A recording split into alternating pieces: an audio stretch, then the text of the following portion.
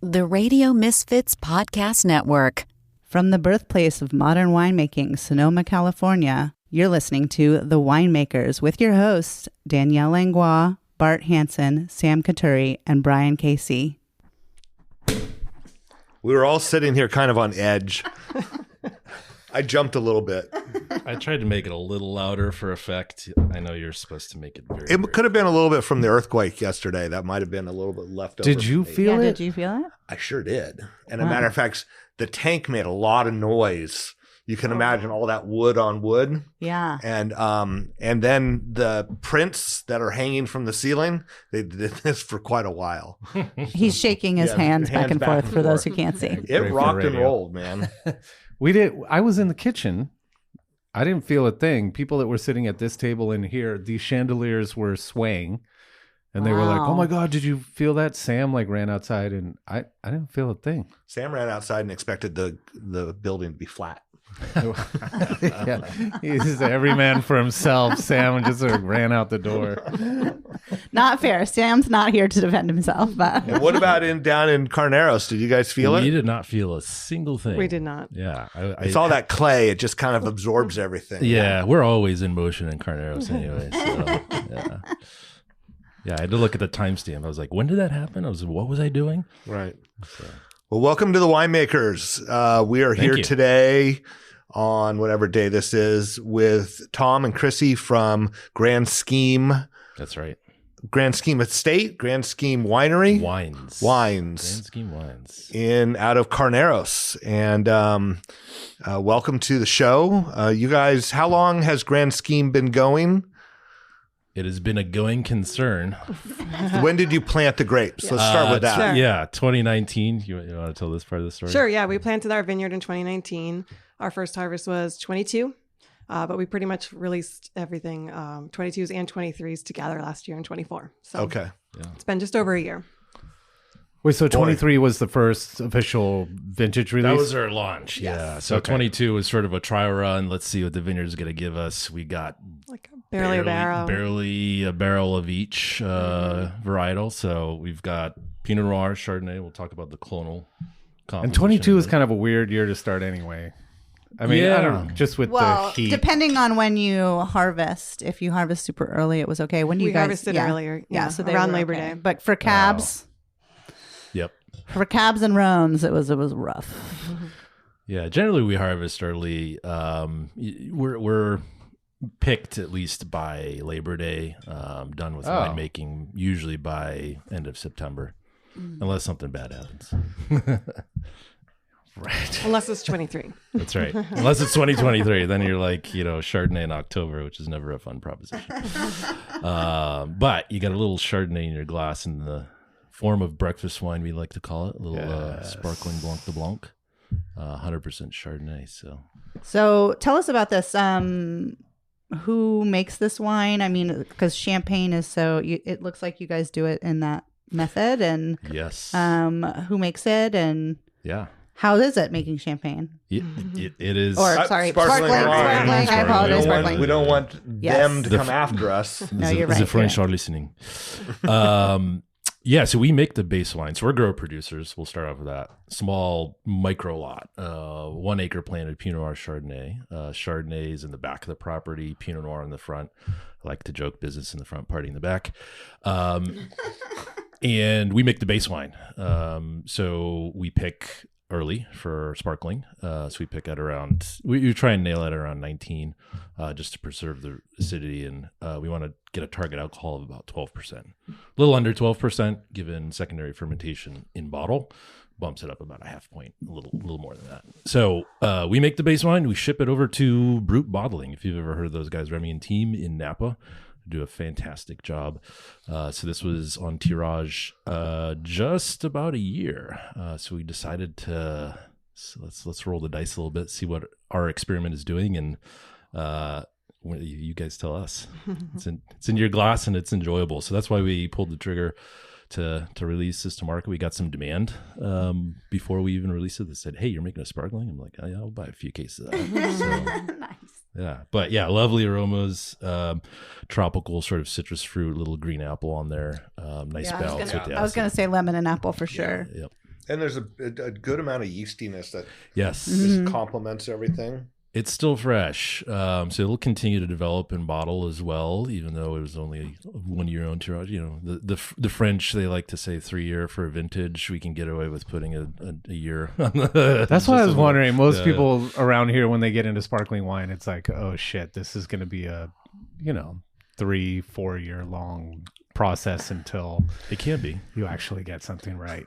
Yeah, it doesn't have to be. But if you're starting your winery, and you want a little cash flow and someone wants to buy it. Great segue to hopefully some more business questions.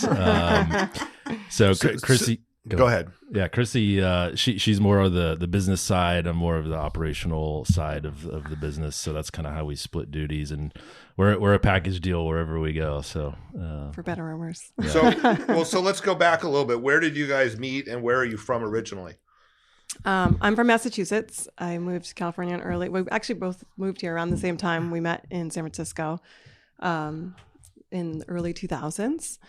So we worked together and met at work. And then we've been living in the city for quite a while and kind of had the dream of wine country, as most people do. So yeah. And we always set out to purchase property up in Sonoma. You'll probably ask why Sonoma. Well, it's not Napa. No, Sonoma. Just we had always come up here. We actually sort of became better friends on a work trip over many moons ago. Okay, so wait a minute. Am I the only one that I'm like? Okay, so what's the deal? We just got to know each other. You know how it goes. So you guys are obviously a couple. Yes. And married, unmarried. We are. Consciously coupling. We are unmarried by choice. Okay. So yeah, we've been together over 20 years now. So, 20 years, yeah. And holy crap! Yeah. You can't be that old. I know. Oh, thank you. That's really kind of you. Yeah. But no, we had a work trip to the lodge, so we joke that the lodge is like where our romance started. Nothing happened on that trip, but it was PC. There was definitely some signaling. But we had wine, and we had some memorable wine, and we did wine tastings that day. Wait, okay, I'm sorry. Do you remember where you went? We went to Gloria. Yeah. And I think Klein. Maybe Nice. one other. Maybe Jacuzzi or Shug, one of the two. Yeah. Oh, so Carneros was kind of the focus from the beginning. That's right. Yeah. Unintentionally, yes. Yeah. Cupid was there. So wait a minute. So you have day jobs. We do, yes. And what sort of day jobs do you do? I work in human resources. Okay. And I work in digital marketing. So that helps. We're both fortunate enough to work remotely. So we are at home, keeping an eye on the vineyard. Eyes and ears on the vineyard. Wait, so I'm sorry. Did I miss this? Where exactly did you guys meet? At work. We worked together. You were working at the same company. Yeah. Yes. You were in HR. I was in recruiting. At the time. Does that work? It's different. It's different. Offsite Then she recruited me. It's different. Well, if they've been together for 20 years, I mean, that was a different time and place. It was. Thank you. I have a Coldplay song swimming around in my head. Well, so initially, did you start out to just be vineyard owners? Was that the dream? And then you got into making wine, or was it always we wanted to do everything? It was everything. Honestly, we started coming to wine country on the weekends because San Francisco's so cold in the summer, and we just needed an escape. And then, once we got to the time where everyone started buying houses, we started thinking like, okay, well, maybe we should look at buying a house. And San Francisco's super expensive. Regular suburbs were just not really our thing. And we were like, well, wine country would be awesome. So we started looking, and then Tom threw out if we're going to live in wine country, then we got to plant grapes and make wine, which of course I was like, never going to happen. I'm the pragmatic one in this relationship. He is the dreamer and the creative. So we started looking and actually found like a perfect spot where it was essentially like a 2.5 acre lot that was 4 foot tall grass with a house in the middle. So we had a lot of I remember when it was before it was planted, and it was, I think, unimproved. Yes. Because I ride my bike past yes. it, and and you drive through there and you kind of go, ooh, that could be fun. Yep. So Yeah. But wait a minute. When I first met you, Tom, Yes. you had another iteration of a winery. Yeah. And I remember that it was SF. Yes. But it was, I know that you explained to me at the time, and it took me a minute, and I probably looked like, what is this guy talking about? You weren't alone. So why don't you talk about how you started into this crazy business that we all love? It is. SF Wine. So we were part of the whole urban winemaking wave in San Francisco back in the early aughts. So former Crush Pad folks, once that folded, started Dock Patch Wine Works. So Dave Gifford and team. He's now at Windchaser Wines over in Richmond. Go check his wines out. Super awesome facility, great winemaker. So we were under his tutelage for a while, and we did initially a bunch of partners and friends and ours. Just did one barrel of Zinfandel Dry Creek Valley Tildesky Vineyard 2012 private label. We said, hey, this is good, let's continue this process. And when we kept expanding, we went commercial in 13 and continued to expand our portfolio. We did some Pinots from Keller Estate, La Cruz Block. What else did we do? We did some Russian River fruit. We did some, I think, Mendocino Ridge fruit on the Pinot. Did a little bit of Barbera Rosé. So how many cases was that? Yeah, we were era. We were edging between 500, 400 to 500 cases. We were still a micro producer, but we did it for fun. We did it for exploring sort of what styles we could extend into and creating some fun, wines from awesome varietals, awesome growers in Sonoma and Sierra Foothills. And where did you sell it? Oh, all direct to consumer, mostly.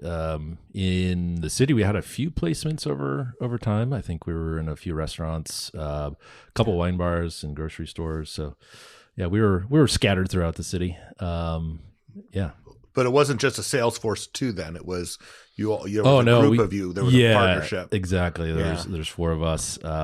So we divided and conquered our responsibilities in terms of production, sales, marketing, and so forth. So to explain to Brian and Danielle, SF was not an S and an F. That's right. We this was my creative incarnation, but we said, what the hell are we going to call a winery in San Francisco? And we said, well, SF. And I was like, well, we can't use the initials S and F. Like, we can't use the letters. I'm sure we can't trademark that. So we did a little bit of a play on words, or I should say play on phonetics. We literally took the abbreviation and spelled it out in terms of the letters of how you spell S and F. So ESS, EFF.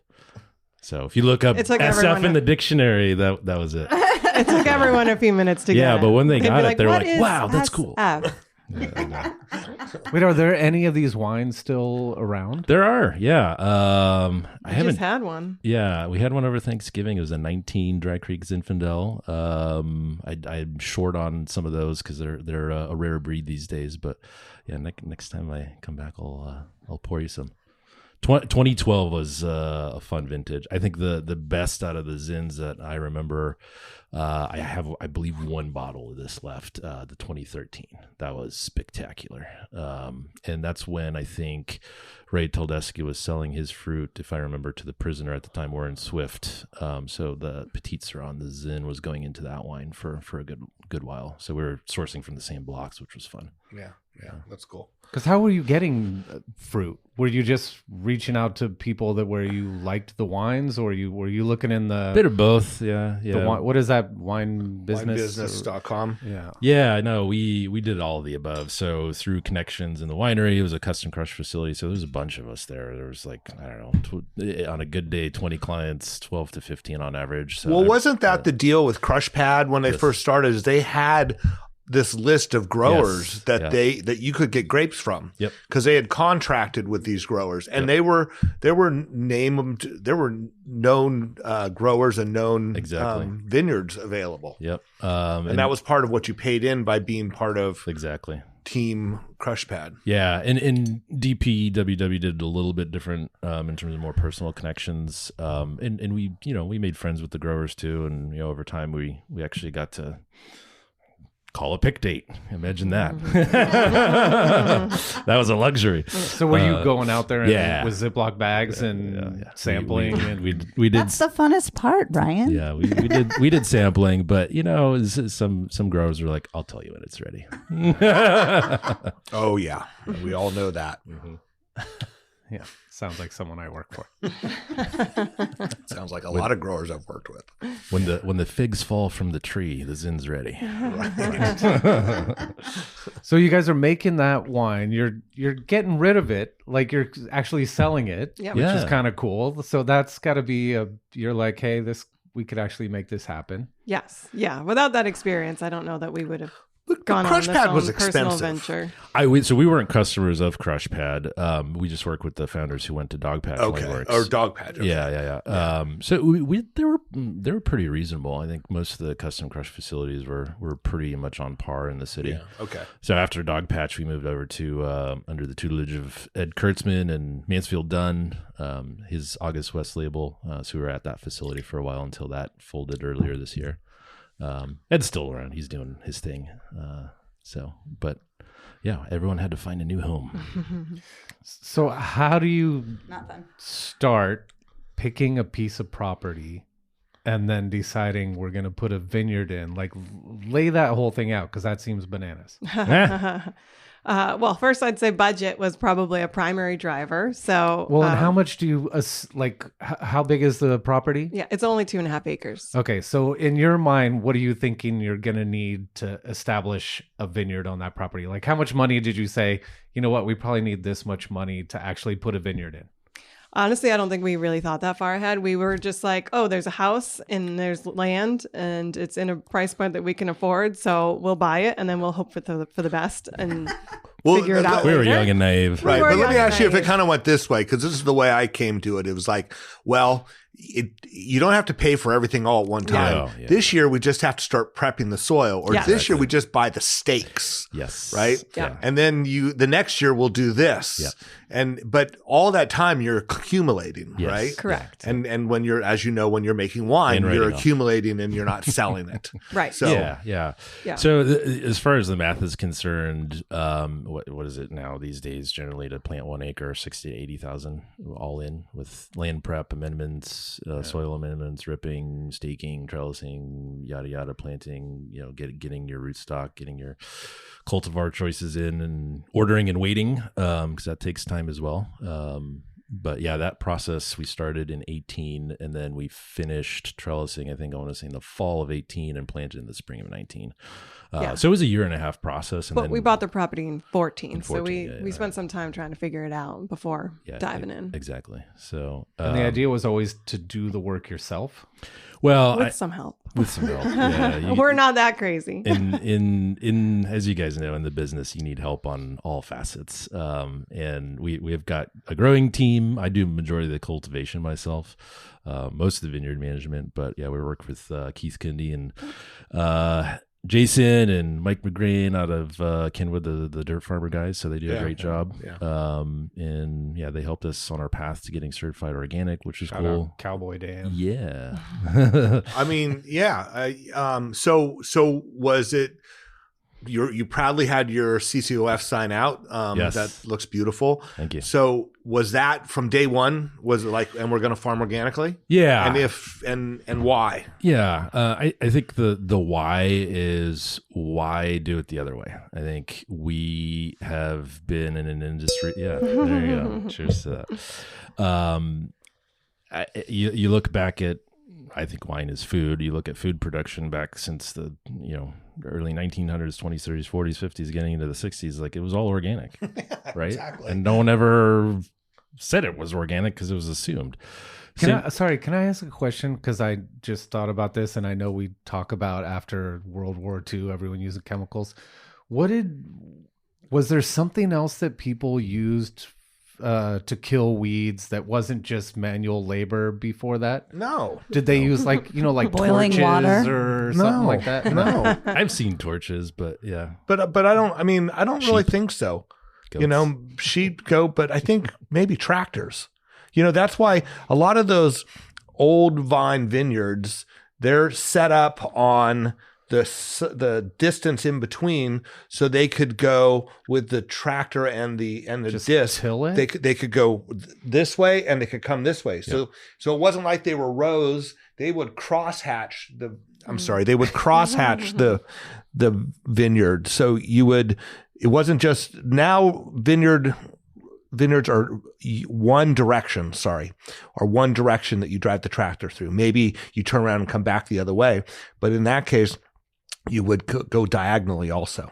And if there was you no trellises. if they're right, but in those days there wasn't trellises. It was all head trained. in those early days, and so therefore you could disc under the weeds on all four sides of the vine.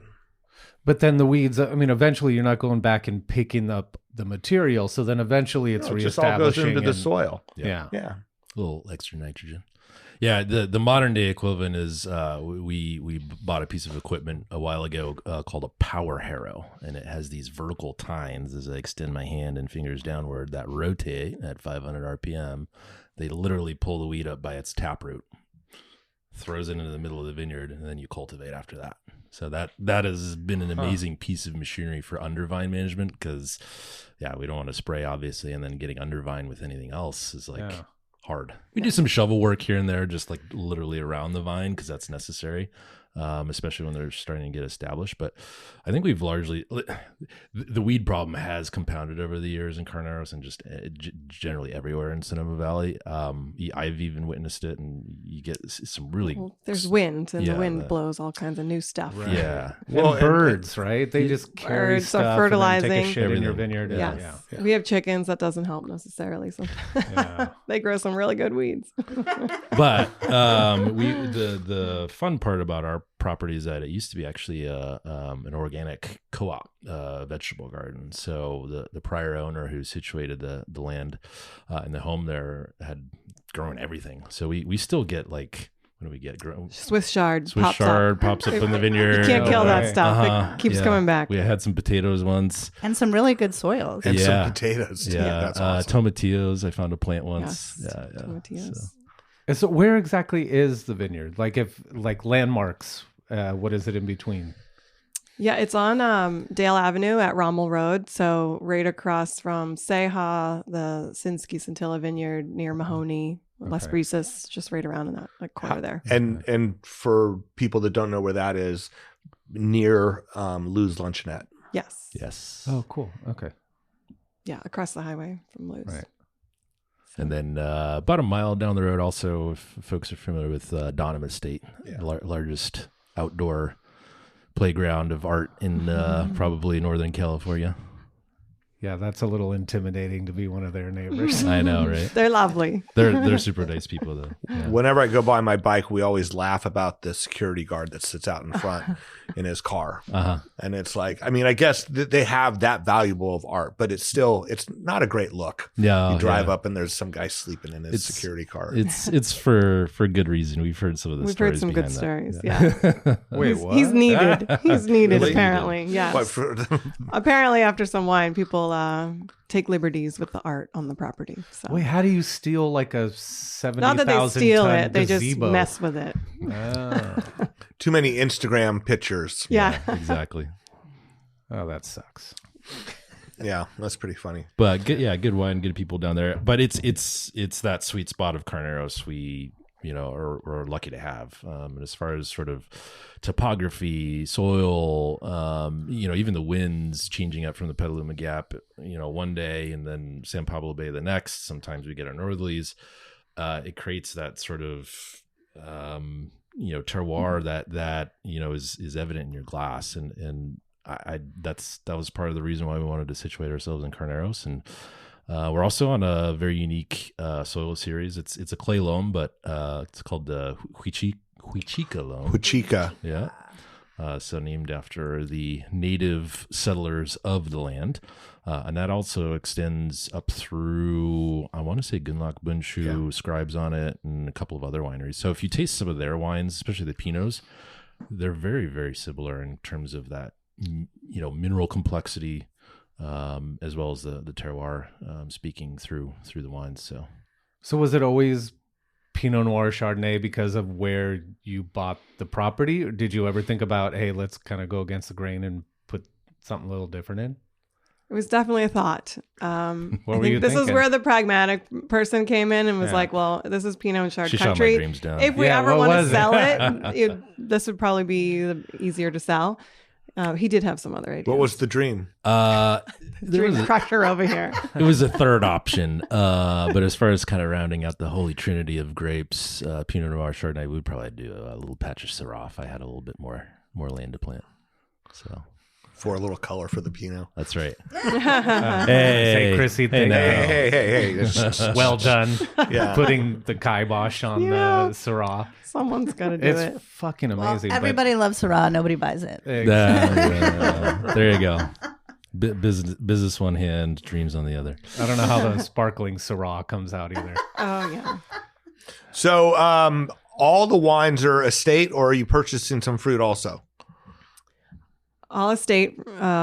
We just so we grow Pinot and Chard. We have 2 clones of Pinot, 1 Chardonnay, and we're just making it all ourselves right now. Right. So at this point, it's enough to supply what you need, and It is enough. if at some point you can go out and find some fruit, but at this point you haven't had to. Yeah, we're at about 350, 400 cases. Yep. That's enough for us in Yeah, the and current climate. So And now that the vines are at maturity, we're assessing peak yields. 24 was a bit of a bumper crop. 25 was actually really good. We had to drop a lot of fruit just because it was everywhere. But yeah, we're doing close to, I think in a good year, our sweet spot would be about 4 tons. So that translates into, several hundred cases. I think we're going to be at 400 and change this year. But that means we can also be experimental with our lots. So sparkling was an interesting experiment. We'll continue, and I just shipped my base wine off to Brut last week, and it's dare I say tastier than this, but we shall see.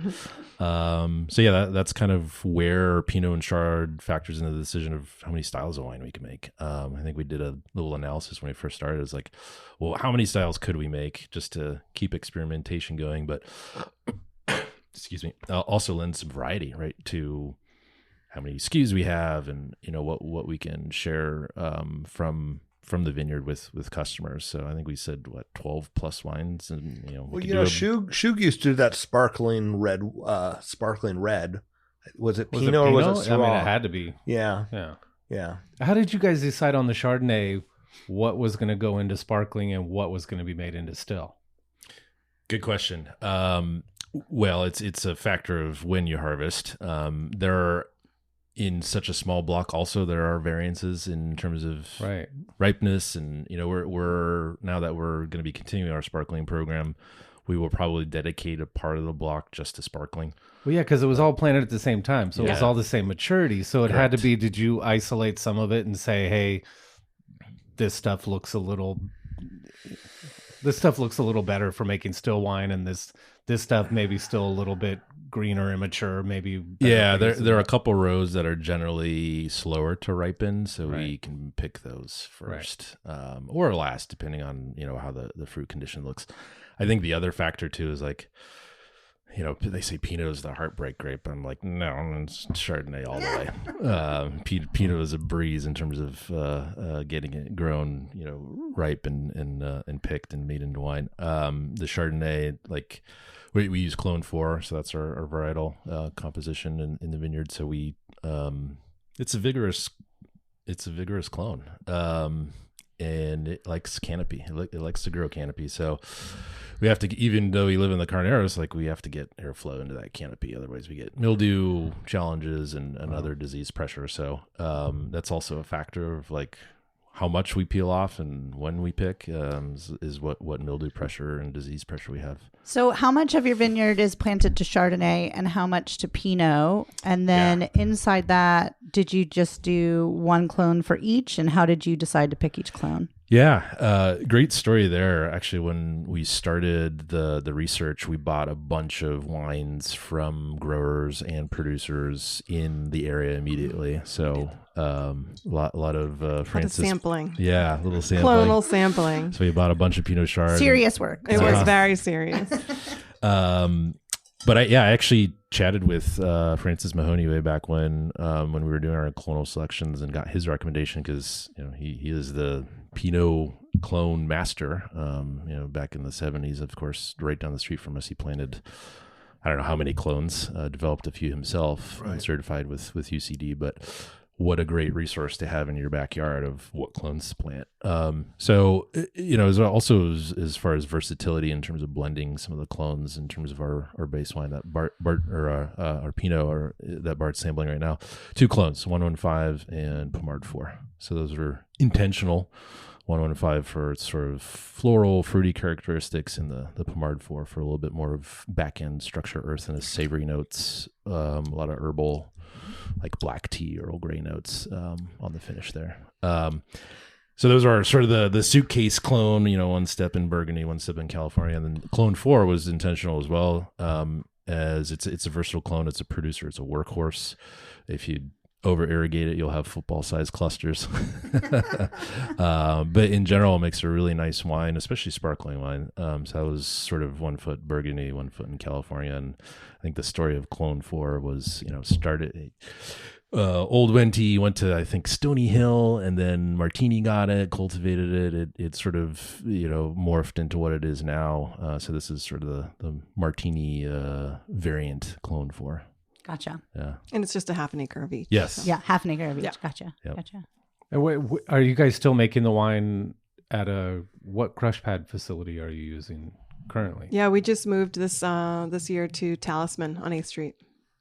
Oh, right on. Yeah. I didn't know they did that. So they let other people make wine. They do, in their yeah, facility. yeah. They have a small group that I think Scott likes to handpick the people he wants to hang it around him.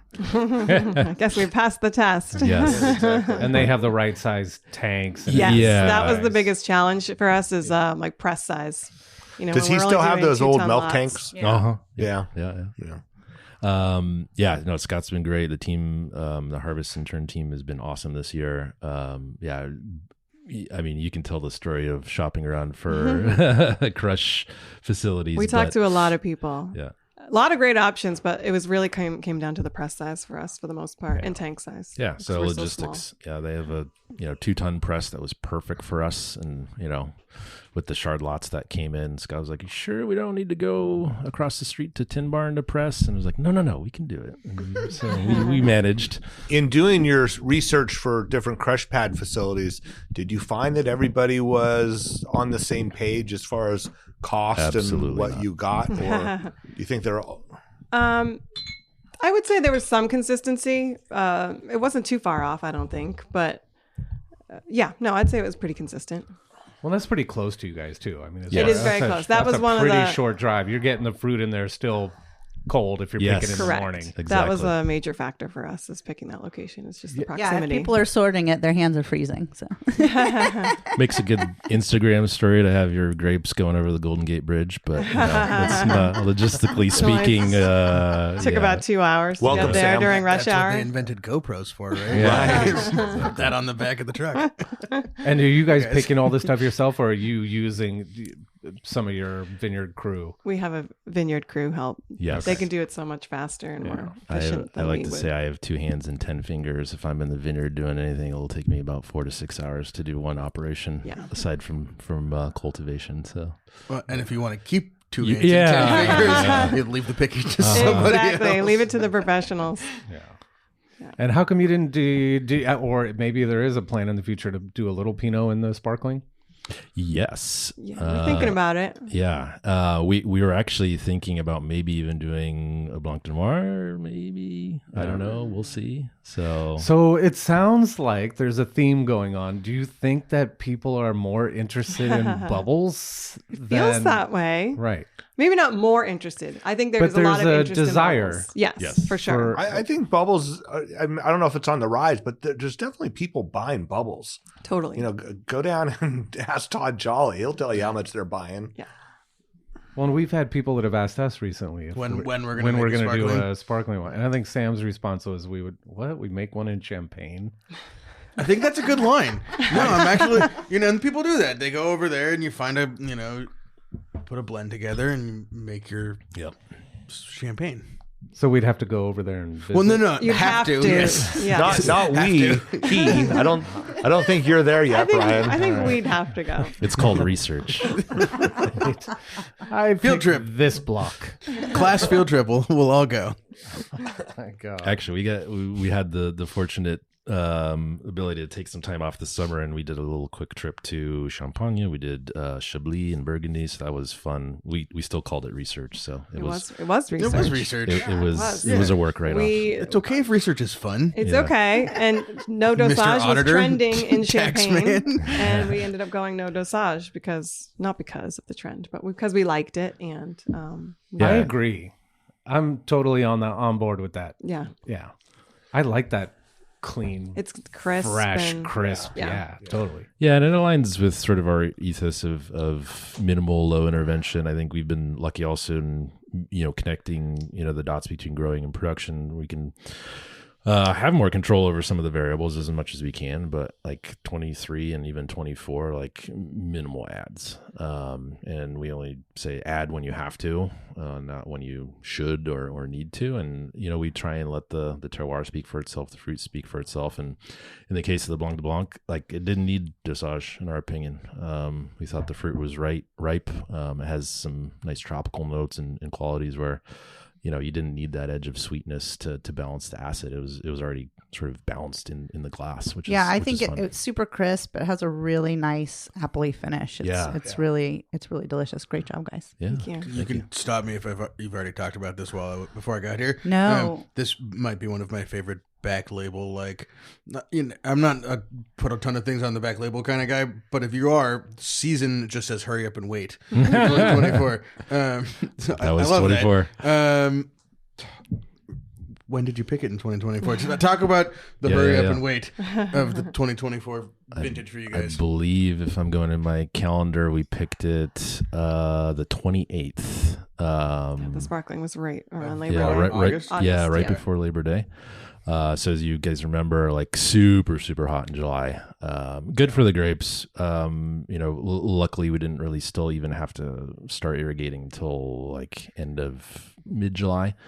We do irrigate on purpose. I think we're going to taper that down over time as the vines continue to mature and drive deeper roots. So we've been post establishment winding that down. But yeah, site as of the site capacity of moisture water, like we're luckily in that clay zone where it's like we only really have to irrigate for a couple months, which is awesome. But that's we harvested I believe the 28th. So what was the hurry? What was the wait? Well, the hurry was sort of July. We're like, okay, we're getting like 3-4 week stretches of 100-degree days. Is this going to continue into August? So we were kind of biting our nails a little bit, and then luckily we coasted into And then the harvest. fog came in. Yeah. Yep. Fog came in, winds came in, temperature stabilized. We had a couple of heat spikes, but nothing to write home about. So. Until September. That's right. So that's Till the, Labor Day Picked weekend. it before Labor Day weekend. yeah, and most of our wines followed. We were waiting and then hurrying. Yeah, exactly. And so we're a little bit lucky in the Carneros where we can pick a little earlier, being also Valley Floor, where those mid-September heat spikes have been pretty common the last almost 3-4 plus years. So Until they weren't. yes, yeah. Till this year. So, question about when you started your farming. Yeah. So, Dirt Farmer started from the beginning helping you guys. Yeah. Yep. And, I know that he does or they do farm some stuff organically for sure. Mm-hmm. But did you have a conversation with them? Did they try to warn you of the pitfalls of not farming or the pitfalls of farming organically? Yes. Everyone... I think, everyone warns each other of things that you should and should not do. Obviously, there are conversations in context of wine growing that everyone has, both with grower and vineyard crew and winemaking. I think it's getting a balance of what we want out of the vineyard and meeting our goals. So we're never going to overcrop, overproduce. We want to focus on quality. I think we get higher quality wines, in my opinion, farming organically. And I think, concentration of the fruit, it will sacrifice maybe yield a little bit, A but little more effort than that, Danielle. we'll sacrifice maybe a little yield, but that's even debatable versus, organic versus traditional. So We also live on property, so we don't want to really be breathing in whatever would be I sprayed. mean, that was why Phil, in the story, that's why Phil's first... We've said it enough times that It's true now. must be true. It's not just a story. His first vineyard was farmed organically is because a family lived there with kids, and they were just like, what is going on? Like, you're spraying around where we're eating, where we're growing our vegetables, where we're playing. Like, yeah. So, if you're living there, it's a no-brainer. Yeah. Yes. The only treatments in the vineyard we really use are nutrient, in terms of nitrogen, literally just, chicken crap, dried and hand thrown. Not our chickens, but someone else's chickens. With I gloves. was gonna say not your hands. Yeah, exactly.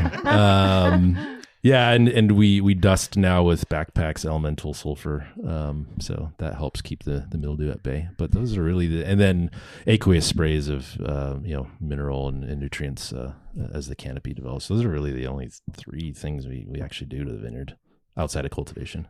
What else are you guys growing on the property? Like, do you have a garden or do you have My flowers? question was, what other animals do you have? We do have a garden. Just regular vegetables, nothing special like cucumbers and squashes and things like that, carrots. And then we have chickens. That's all we have now. We do maybe want to get some sheep, mostly for mowing, because of the water or the ground retaining water. It does get hard in the springtime to get the tractor out there without it getting stuck. We have had a couple of years where we're like, okay, when can we get out there? So maybe I do know someday. a sheep guy. So. Sheep. All right. Yeah, I'll probably hit you up for Grab that his number. at some point. I've only soon. gotten my tractor stuck once. That was less than enough. So yeah. I was like, is it He was soft so close, enough? too. He was almost done. And It then- always happens when you're You're almost done. almost I done. know. Yeah. Yeah.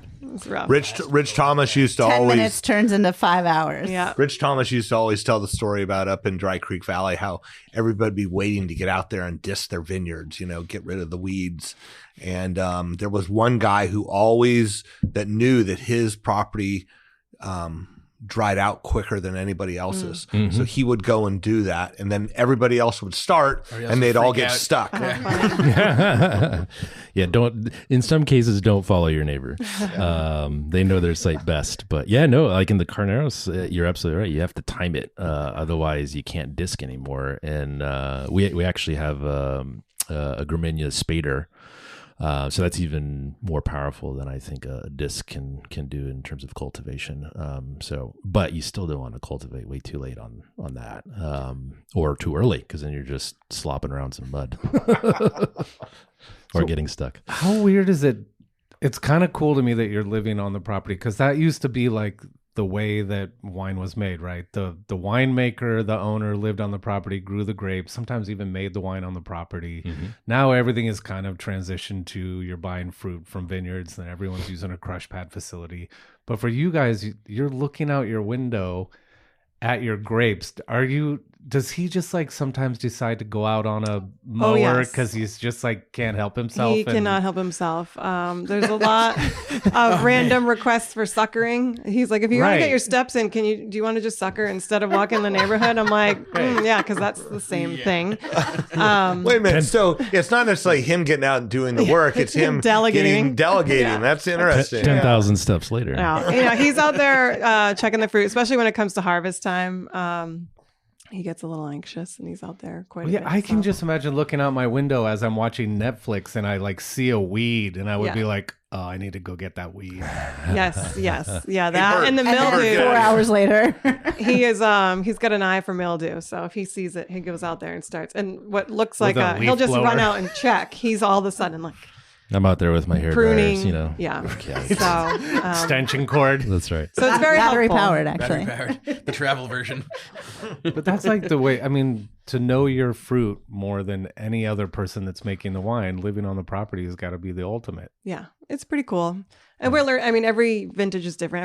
Every year the weather's been different, so we've been challenged in a different way. We've only been doing it a few years at this point, so we think. I don't think that gets better. No, yeah. Sure. We think we're Pretty sure figuring it that- out, and then there's a new challenge. So Maybe after 15 years, like, oh, that was Get the hang of this it. one Yeah. year was kind of like this year, a little bit. We'll see. yeah.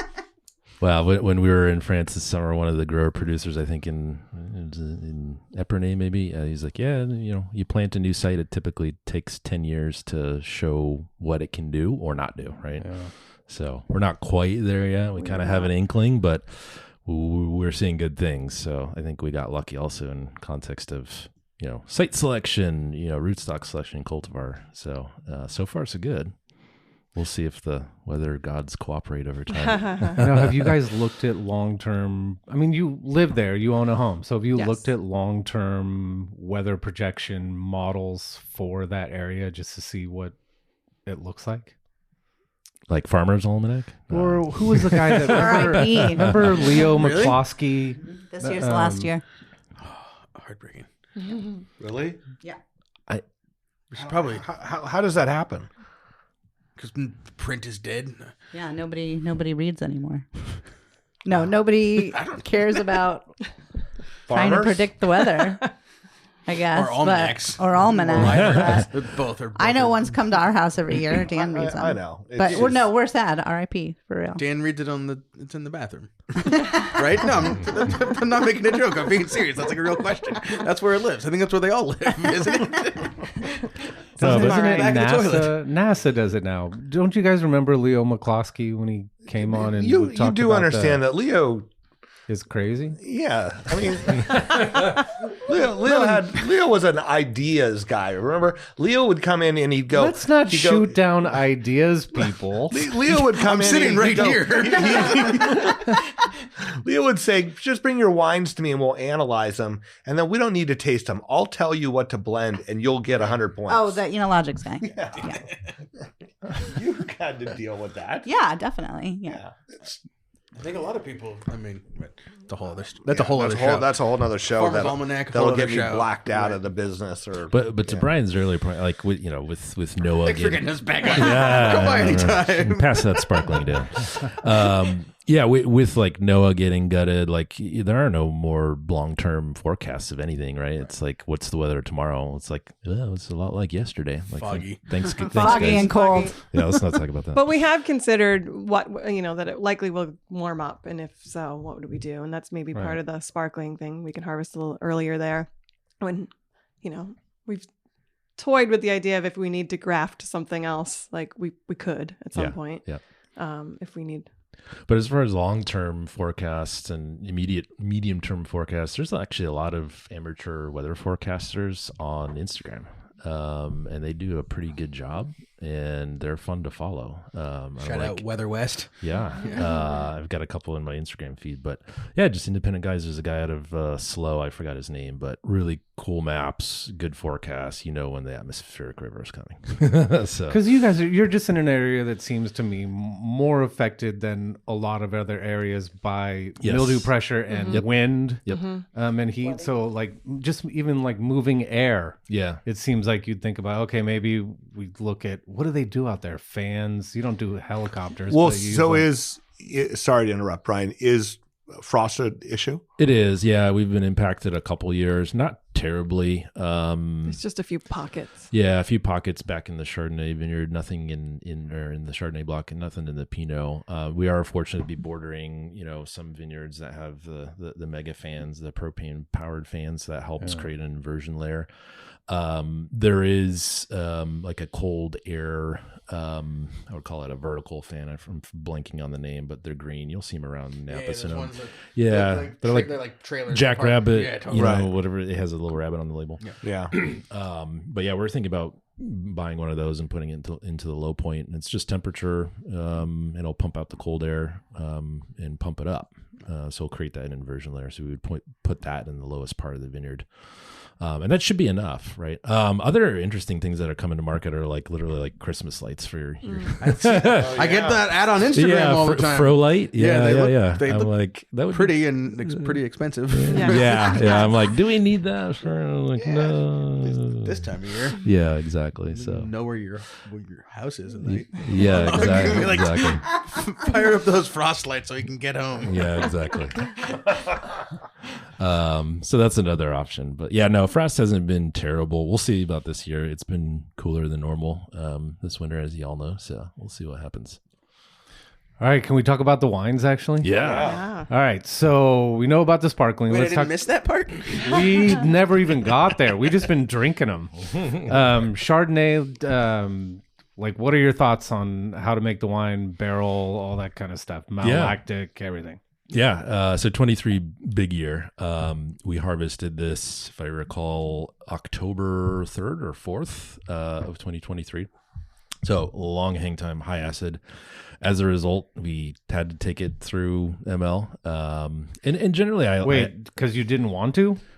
Well, we generally are experimenting with trying to get a half and half at some point, where we would blend in a half lot that hasn't gone through ML and half that would, just to get a bit of that balance. But we didn't have that opportunity this year in 23, and I forgot what the TA was when at harvest. I think it was like 9, 10. It was crazy. So yeah, it would have been That's a scorcher. high, folks. It would have been a scorcher. The samples we jokingly called it the enamel ripper, because every time we took a sip, it was like we'd have to swish. We were worried about our teeth for sure. And it was too late for a base sparkling wine at that point. It was too late. And then the other decision we made was is a big fruit, long hang time and a big fruit year. So we just said, let's no oak. Let's let ML do its thing. And it created that nice round finish that we're all used to. And, we kind of tricked some people here and there. We're like, guess if there's oak on this. And So wait, fermented in stainless? Yeah. And then aged in stainless? Yep. No barrel at all? Nope. Yep. So, and we did a splash rack here and there just to manage reductivity, but it came out very nicely. Yeah. So rich, full body, nice citrus notes, bit of green apple as well, just like our sparkling. But yeah, your prototypical Clone 4 Chardonnay, but it's got that big backbone that you would think, there's a bit of oak in there, but there isn't. Okay, so as a former wine buyer, I'm thinking, when you go approach people and you mention no oak, do you see their eyes kind of light up a little bit? Yeah. Yeah. I mean, Chrissy can tell you sort of how we switched our strategy in 24. Yeah, I'd say, honestly, it feels a little 50-50 on the consumer side. On the buyer side, I think they do typically prefer unoaked these days. I think that seems to be selling more. But when we do pour, our 22 had a little bit of oak. And honestly, we do side by side at pourings, and it's 50-50 every time. Like half the people like a little bit of oak, and then half the people like stainless all the way. What I love about the stainless too is that people that are no Chardonnay or anti-Chardonnay, or what is it, ABC, anything but Chardonnay, they actually can be pleasantly surprised with a stainless Chardonnay. So that's been kind of nice. And then for 24, we decided to just do both. We did a little bit of Surly with oak. And then a little bit of stainless, so we have a kind of variety to choose from. Okay, so you bottled two different them both, wines, right? Two different wines in 24, And then which we haven't released yet. Mix a little together just to see. No, we did not. No. Okay. Really? No, I guess we could. No, But we were restraint so that low. most winemakers exercised. Well, if you have a bottle of each, we could do that we right could now. do that. We could. We don't have them today, but Next time. we could definitely do that. Make you regret your decision. Come to the Winemakers podcast and we'll crush you. Critique your winemaking into Your not even released wine. Well, if I would have done this. self-doubt and Well, like winemakers need help in that department, right? endless decisions, Endless decisions. countless. Second guessing. Yeah. Yep. Yeah. The combination of not doing oak but allowing for the amount of mallow that wine has is, you were saying 50-50. That's kind of the 50-50 between traditional Chardonnay and, because I know you wine buyers love the all stainless Chardonnay, but if they don't go through mallow and they're all stainless, those aren't. I know it's because Yeah. you're like No, I craving understand. Chablis and you can't get it, so you're like California. Just give it to me with no oak and give me some nice acid to it. And I love the flavors of Chardonnay, but I want it to make my mouth water a little bit, and I want it clean and fresh. Yeah. And so nailed it. Thank you. I appreciate Good that. job. Thank you. We're also converting a lot of Sauv Blanc drinkers with this wine too. Yeah. So Yeah. I can see that. yeah, Which is becoming as expensive as Chardonnay. I know. Anyway. Right? Yes, true. Yeah. But yeah, that is our 23 Chardonnay, and 24 will be a little bit different. And then, yeah, excited about 25. I think cooler year, more prototypical to what we're now seeing in like what was 23. So I think it'll be a very similar vintage to the 23. Same thing with the Pinot. So I think we all know that the wine business is a big scheme, but let's talk about. I like the use of our. Like that? You're going to be taking different ways home after this episode airs. There's going to be people who are trailing your car. Big dirt farmer trucks parked on Grove Street all the time. So tell us about the name. Yeah. Yeah, I'll chime in. So this is our grand scheme. You know, we're the product. We're also selling part of our story as far as this. And we didn't, you look out there on a wine shelf, all you see is birds, reptiles, people's names, and places adorned on a label, which is to each their own as far as their story. But given what we planted as far as cultivars, varietals, and our ability to experiment, we didn't want to be tied to one single thing or word. In this case, it's a phrase we can mold into what we want it to be, and we don't have to adorn it with something specific that ties directly to the name, and it sounds cool. So you're like, that was wasn't taken. It wasn't taken. Yeah, there you go. That is one of the keys. We, it wasn't taken. Yes. Was it the first choice, only choice? No. We had a long list. And we need to know some of the other ones. we had to narrow down to a few, and we ended up going with Grand Scheme just because we felt like it was our Grand Scheme, so it felt a little bit more. Well, like, we'll be the personal. judge. Let's hear some of the other ones. So now we'll cause self-doubt and second Some of guessing the your other marketing ones. as well. I don't know if I even remember. Oh, Yeah. come on. I They're think holding them back for They second weren't labels. memorable. yeah, there you go. Yeah, they weren't Memorable. memorable enough. Undisclosed. Undisclosed was one. Just to have some Undisclosed. mysterious Yeah. kind of factor to it, but then we Right. said, okay, well, if people look at the label, what are you undisclosing to me? Yeah, we didn't want it to Got all sound kinds of shit in there. That was a red Correct. X. That was probably a good move. That was probably one of the best ones. There was another play on words that we used. I forgot, but Infused. infused, yeah. Confused. No. Again, no. But yeah, there was a laundry list that we also field tested a little bit, and people were like, "Yeah, that has a good ring to it." And who does the labels? I do all the art actually. So I dusted off my Adobe Illustrator skills from 1998 to get this out the door. But That's probably the hardest part is getting it out the door. uh-huh. So all of a sudden we're bottling, and he's like, "Ooh, we need labels." So She reminds me of that fact all the time. I do. Yes, It's a struggle. I don't have the skills, so I just have to be the reminder. But yeah, we're happy with the labels and kind of fontography, and we'll continue to adapt and evolve it. So We you will see evolve. us, Fontography. yeah, big word. That's a good word. You missed that he's in digital marketing. But yeah, we'll Guessed, I guess. Exactly. Now makes sense, right? yeah, That makes sense. Yeah. we'll The continue. 1998 AI skills. I understand. When AI meant Adobe Yeah, Illustrator. exactly. and Oh not- gosh, yeah.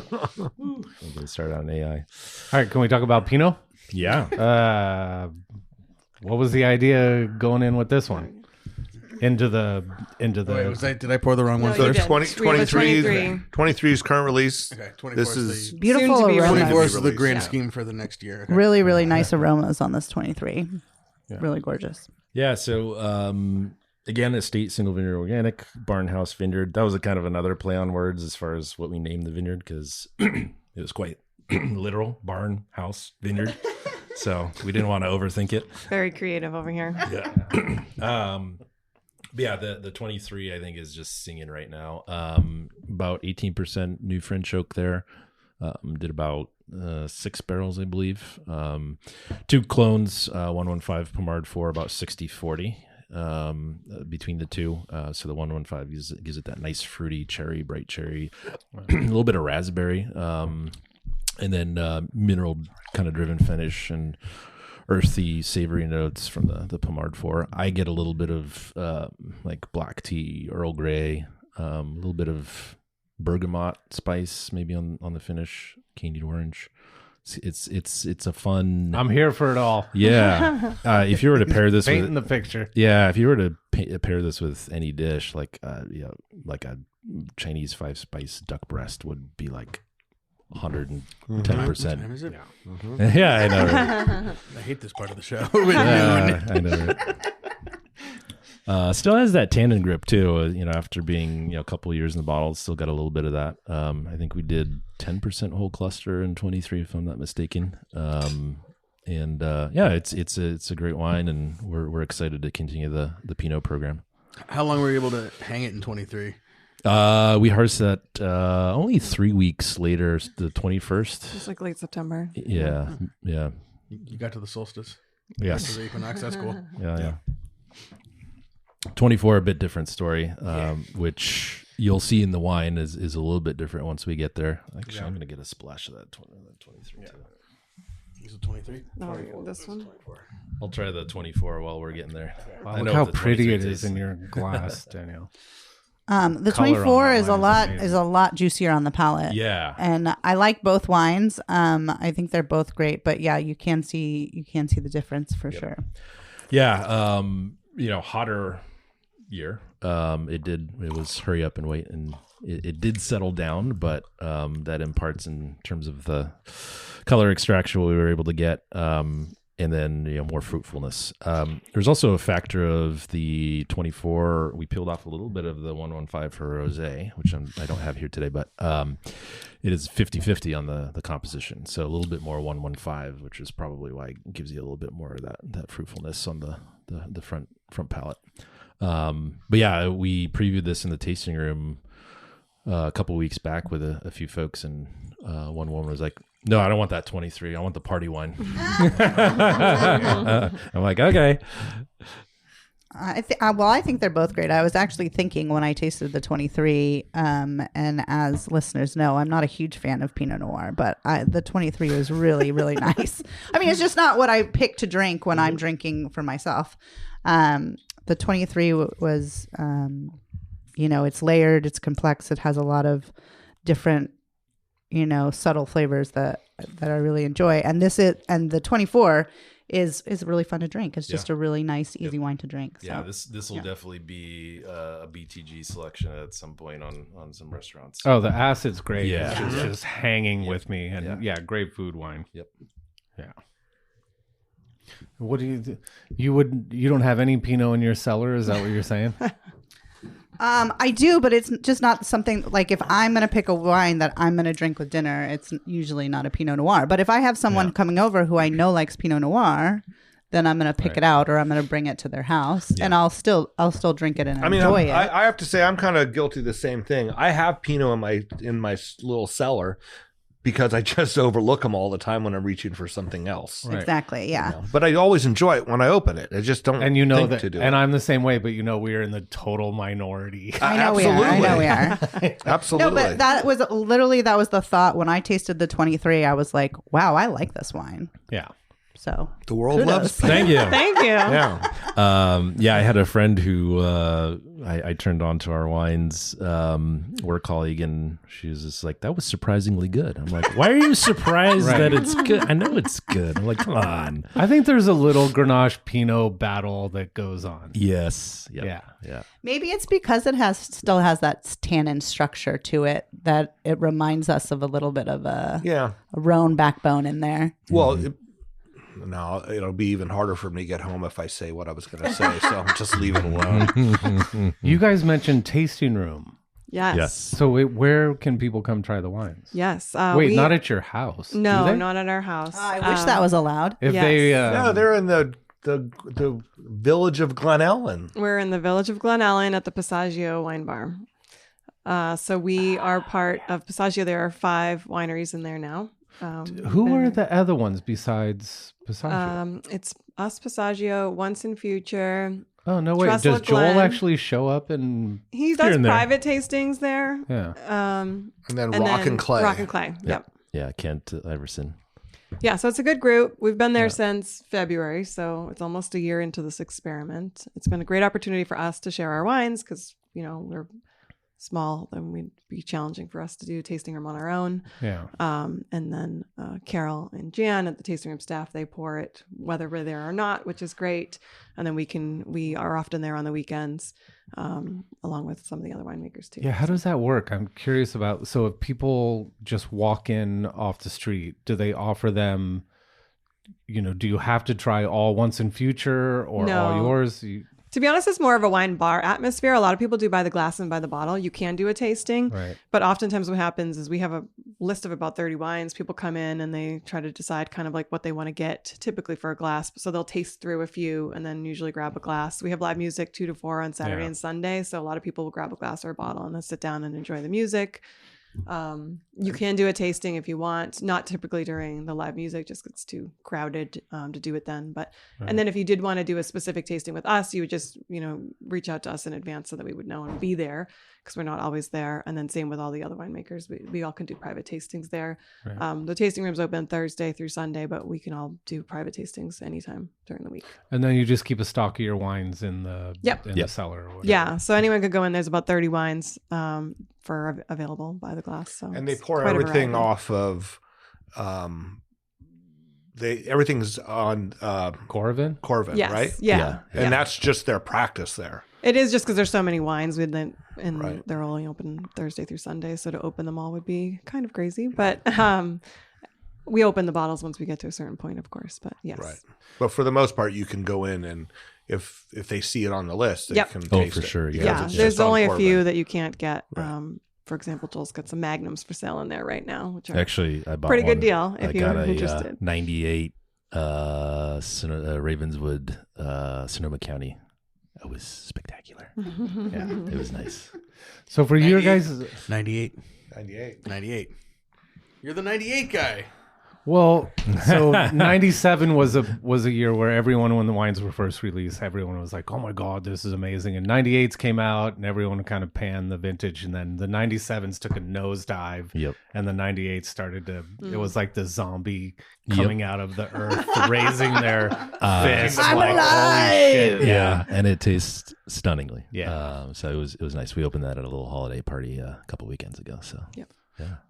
You guys have some pretty cool neighbors in where you guys live. So That's right. Benchmark Wines, like people that are making wine in the that are neighbors of yours.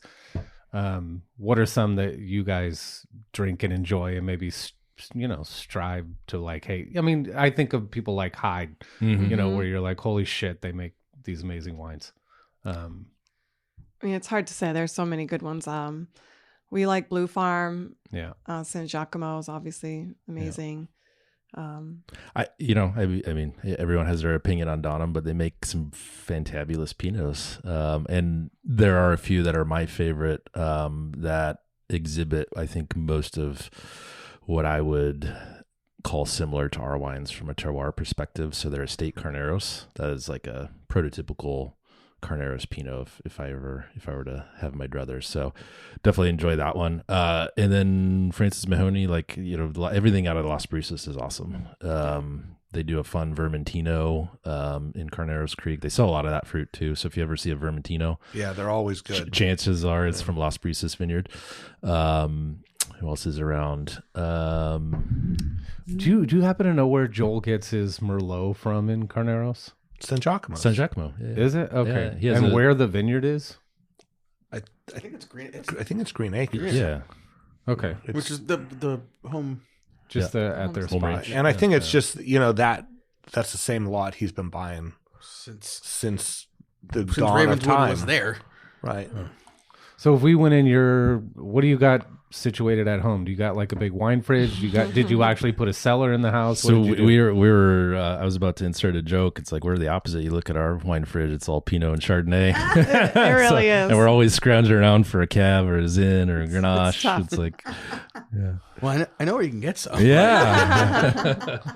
We drink them when we get them. That's the problem. Well, right now we're in wine fridge mode, but we are to the point earlier.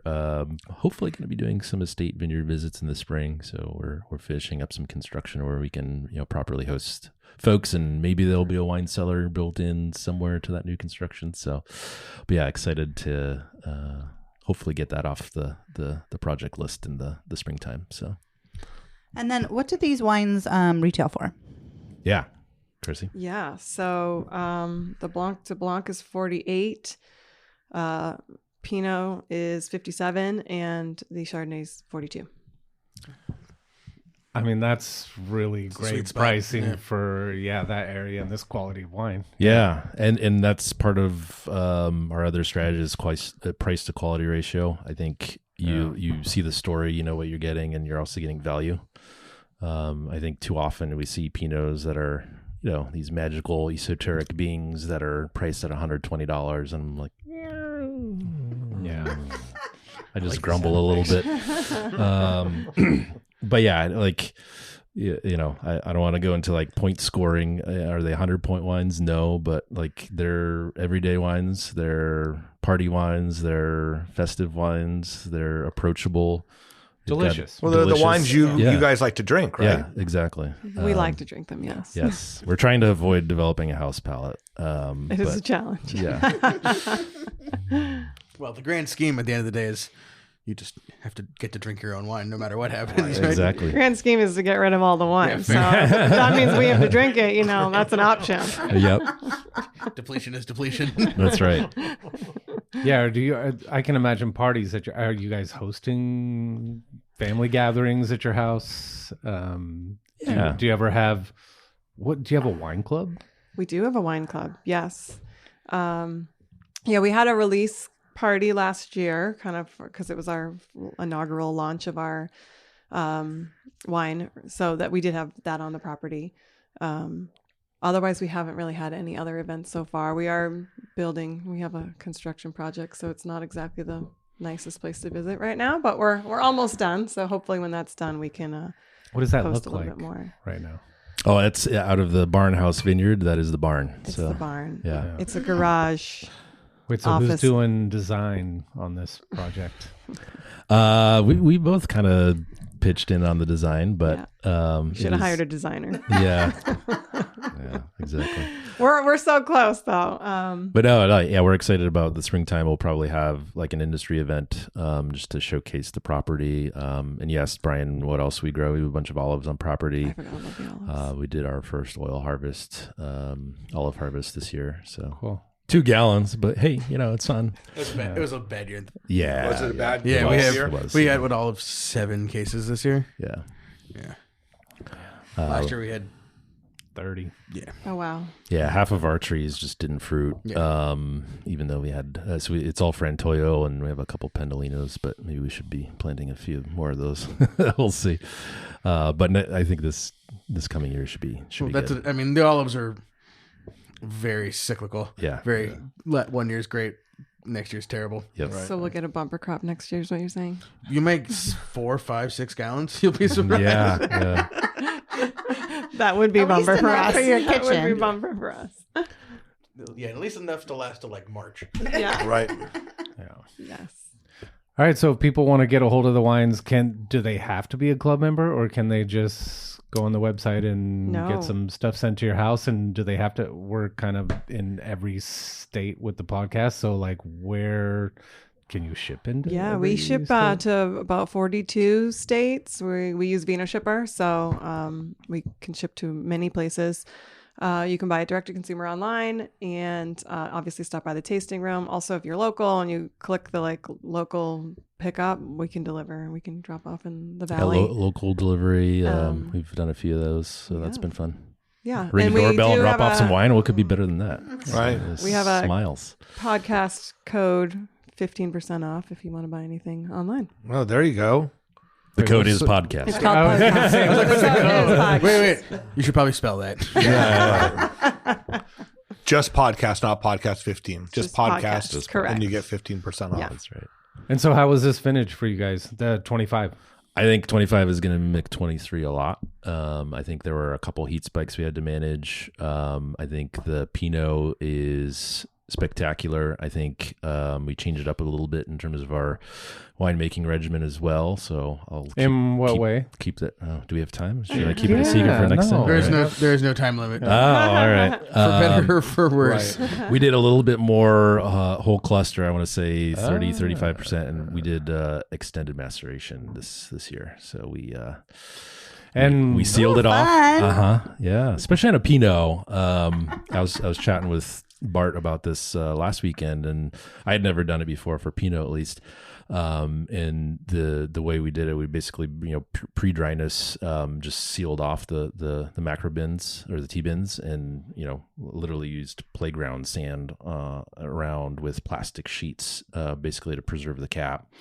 And then that CO2 from getting to dry, created this little hump in the middle, dad bod, protected the cap. And yeah, we did a couple samples weekly. And then between like week 4 and week 5, completely different wine. So the pool. How are you taking the samples from the T-bins? It's basically like a stainless steel thief, okay. With a sharper end that we poke through the end of the cap in one of the corners so we could reseal it. Okay. And then we would just literally siphon out some samples. Yeah.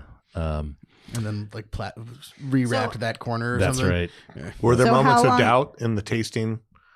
No, I think Didn't sound yes, super confident. yes and no. He's a winemaker. Of course Yeah. he was. There's more of that self-doubt. How much do I admit? I don't know. Do you want to taste it? Well, okay. So when I said fun for extended maceration, I also meant like constant fear and anxiety. But Is that how you spell fun? sometimes. But yeah, how long on skins was It was total? 5 weeks. Did you do any cold soak in the beginning? Yeah, we did about 3.5, and then the Pinot wanted to take off after day 3 on both the 115. Of course it did. Yeah. And went 10 bricks overnight. Yeah. Yay, fun. Yeah. That's why you have cold jackets. Yeah, exactly. Yeah, we did cold soak because when you do extended maceration, you can lose some of that color if you don't do a cold soak, prior. But yeah, we did cold soak for about 3.5 days. Right before dryness, we sealed. 5 weeks on the skins, monitoring weekly, and between week 4 and 5 is really where the magic happened. Like one of the bins we did more whole cluster than not, and it was just a tannin bomb. I was like, oh shit, what did I do? But then, as far as polymerization of the tannins, if you were to chart that on a graph, it's literally exponential. And as you get into week 5, and depends on the clone and the year, but completely different wine. Just like it changed overnight. So can I ask you, because I'm used to doing extended maceration on, Bart, on Grenache and Mourvedre. And so when we do extended maceration, we taste them every other day. And we have a peak and a valley and a peak and a valley of tannin development. And then once you get to the valley of tannin development, you're like, okay, I got to press this wine now. Yep. Because that's what you're trying to get. You're trying to get the wine to level out on tannin while also developing a nice mid palate. Yep. And is that the same thing that happens with Pinot? I'm not an extended maceration expert. This was my first time, at least on Pinot. So varietal to varietal, I think it's going to be different. But literally, like, you could taste the complete night and day difference between literally. There was no, how should I say this? It wasn't linear, the way you described it. It was just, you just had to keep tasting. And then once you thought, mouthfeel, complexity, texture, and some of the savory notes from the tannins were right, we decided to press. So that was kind of the call we made. So I just want to make sure that's 5 weeks total, or 5 weeks of the extended maceration. 5 weeks after we sealed. Right. Yeah. So how long before that? How long was your fermentation? I'm trying to envision the firm card in my head. A couple weeks. Because we did native like a yeast 2 week, this year. like a 2 week, all with cold soak fermentation. Yep. It's quote unquote dry, sealed it up, and then another 5 weeks. Yep. So bit of a long process, but I think it was worth it. We were doing some barrel samples last week or week before last, and yeah, nice texture. Yeah, were you the last ones in the in the cellar that still had wine? No. and juice? We were actually the first, sparkling in the door and then first Pinot in the door. So we were not the first, or the last, I should say. Yeah. So. All right, I can't wait to try that wine. Yeah. We'll see how long we keep it in oak. So yeah, I don't think we'll be in the 20-month range, but maybe 14 months. We'll see. So what made you want to try extended maceration with the Pinot? I wanted to see if we could impart a little bit more whole cluster without having a tannin bomb when we bottled it. And extended maceration in context of taming the whole cluster. The green notes and peppery, savory notes just helps drive that texture and I think purity also of the flavor of the grape while balancing complexity. So that's what I was going for. And hopefully that is what results in bottle. By the smile on your face, I feel like you guys nailed it. Yeah, and I think We'll looking at sort of my photo gallery in my head, like that we also preserve the color, which is important too. So, and it's their house. Congratulations! So like Thank you. do that, you almost want to do that one time anyway, just to see what your house is giving you. yeah, exactly. And if we can test styles that work with site and kind of our ethos and what we're after, and it complements, even better. Yeah. If it doesn't work out, Now you know. yeah, exactly. Next year. There's always next year. There's The always wine a keeps next year. coming. Yeah, It so keeps coming. Amen. but no, yeah, this is a world of experimentation, trying, and I'm a student, perpetual student. So as hopefully we all are, and wine is a never-ending learning journey, and I'm here for it. Cool. I just want to hit stop right there. Yeah.